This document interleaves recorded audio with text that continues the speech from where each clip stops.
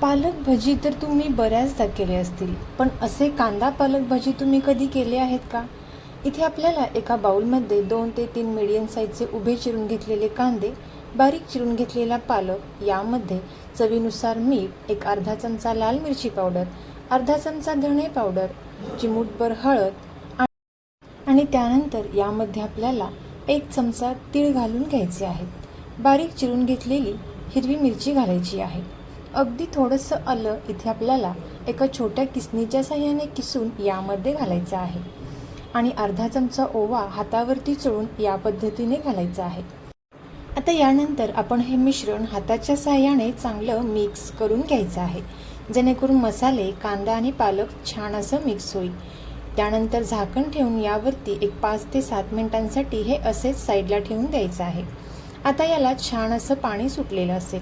यामध्ये आपल्याला अर्धा कप बेसन आणि 2 ते 3 चमचे तांदळाचं पीठ घालायचं आहे. इथे आपल्याला पाण्याचा वापर अजिबात करायचा नाही.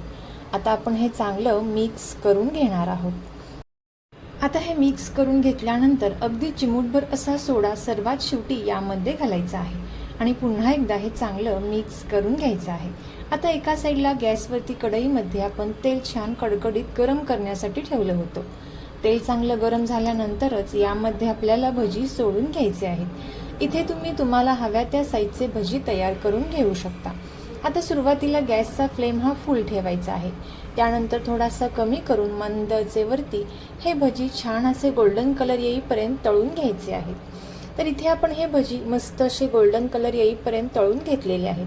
पाहू शकता, तुम्हाला कलर पाहूनच कळत असेल भजी किती क्रिस्पी छान तयार झालेले आहेत. आणि याच प्रकारे इथे आपण बाकीचे सुद्धा भजी तयार करून घेतलेले आहेत.